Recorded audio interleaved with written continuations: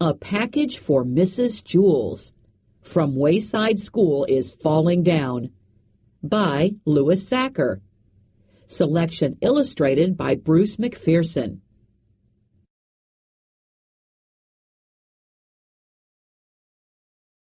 Essential question. How can an experiment clarify an idea?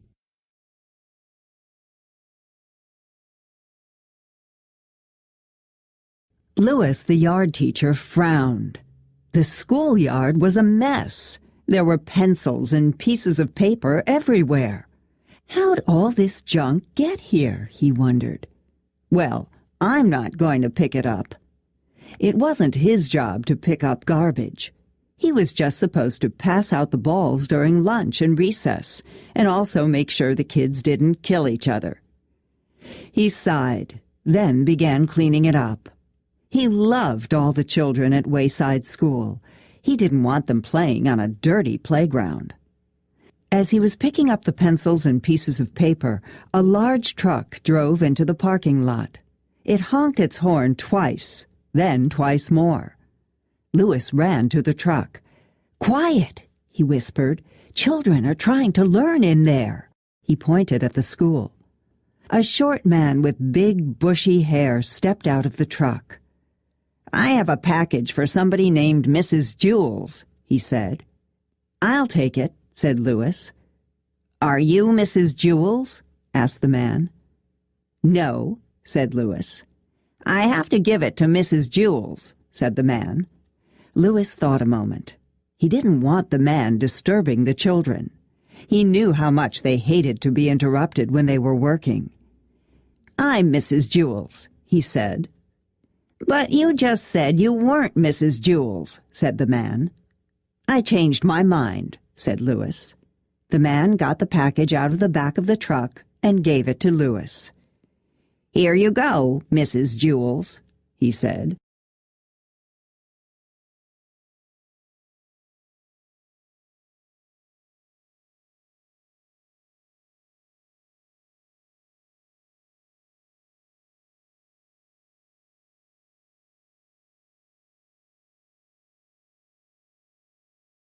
"Ugh," Louis grunted. It was a very heavy package. The word fragile was printed on every side. He had to be careful not to drop it. The package was so big, Louis couldn't see where he was going. Fortunately, he knew the way to Mrs. Jewls' class by heart. It was straight up. Wayside School was 30 stories high, with only one room on each story. Mrs. Jewls' class was at the very top.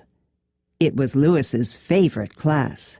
He pushed through the door to the school, then started up the stairs. There was no elevator. There were stairs that led down to the basement, too, but nobody ever went down there. There were dead rats living in the basement. The box was pressed against Louis's face, squashing his nose. Even so, when he reached the 15th floor, he could smell Miss Mush cooking in the cafeteria. It smelled like she was making mushrooms. "Maybe on my way back I'll stop by Miss Mush's room and get some mushrooms," he thought. He didn't want to miss Miss Mush's mushrooms. They were her specialty. He huffed and groaned and continued up the stairs. His arms and legs were very sore, but he didn't want to rest. This package might be important, he thought. I have to get it to Mrs. Jewls right away. He stepped easily from the 18th story to the 20th. There was no 19th story. Miss Zarvis taught the class on the 19th story. There was no Miss Zarvis.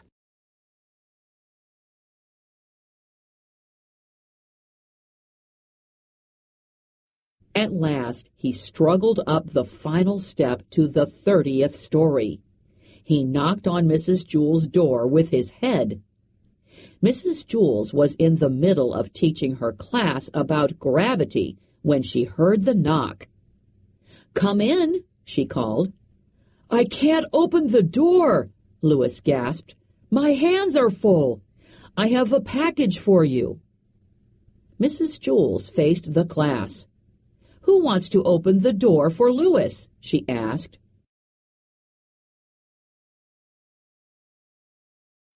All the children raised their hands. They loved to be interrupted when they were working. "Oh, dear, how shall I choose?" asked Mrs. Jewls. "I have to be fair about this. I know. We'll have a spelling bee, and the winner will get to open the door." Louis knocked his head against the door again. "It's heavy," he complained, "and I'm very tired."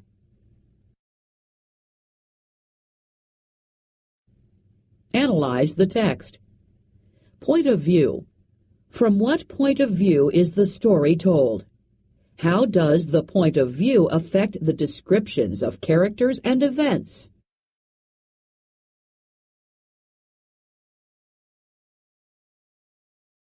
"Just a second," Mrs. Jewls called back. "Allison, the first word's for you. Heavy." "Heavy," said Allison. Heavy. Heavy. Very good. Jason, you're next. Tired. Tired, said Jason. Sleepy. Tired. Louis felt the package slipping from his sweaty fingers. He shifted his weight to get a better grip. The corners of the box dug into the sides of his arms. He felt his hands go numb. Actually, he didn't feel them go numb. "Jenny, package." "Package," said Jenny. B-O-X. Package. "Excellent," said Mrs. Jewls.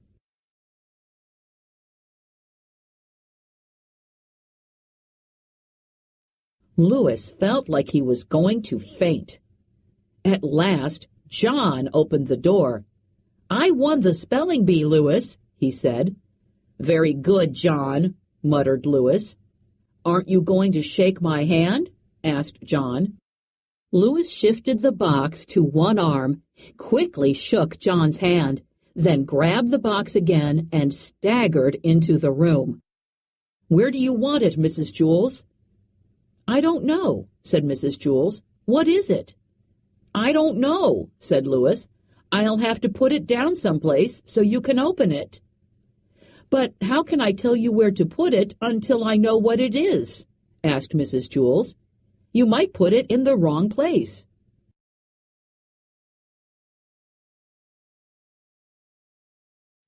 So Louis held the box as Mrs. Jewls stood on a chair next to him and tore open the top. His legs wobbled beneath him. "It's a computer!" exclaimed Mrs. Jewls. Everybody booed. "What's the matter?" asked Louis. "I thought everyone loved computers." "We don't want it, Louis," said Eric Bacon. "Take it back, Jack," said Terence. "Get that piece of junk out of here," said Mauricia. "Now, don't be that way," said Mrs. Jewls. "The computer will help us learn. It's a lot quicker than a pencil and paper." "But the quicker we learn, the more work we have to do," complained Todd. "You may set it over there on the counter, Louis," said Mrs. Jewls. Louis set the computer on the counter next to Sherry's desk. Then he collapsed on the floor. Analyze the text. Story structure. Why does Louis collapse to the floor? What story details explain the reason?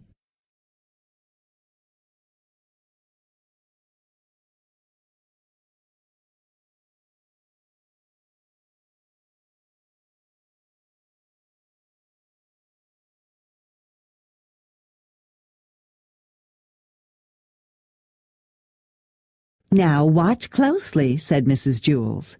Everyone gathered around the new computer. It had a full-color monitor and 2 disk drives. Mrs. Jewls pushed it out the window. They all watched it fall and smash against the sidewalk. "See?" said Mrs. Jewls. "That's gravity." "Now watch closely," said Mrs. Jewls. Everyone gathered around the new computer. It had a full-color monitor and 2 disk drives. Mrs. Jewls pushed it out the window. They all watched it fall and smash against the sidewalk. "See?" said Mrs. Jewls. "That's gravity." "Oh, now I get it," said Joe. "Thank you, Louis," said Mrs. Jewls. "I've been trying to teach them about gravity all morning. We had been using pencils and pieces of paper, but the computer was a lot quicker." Analyze the text. Author's craft. Irony. How does the computer help the students learn more quickly? Is it what you expected when Mrs. Jewls said the computer would help them learn?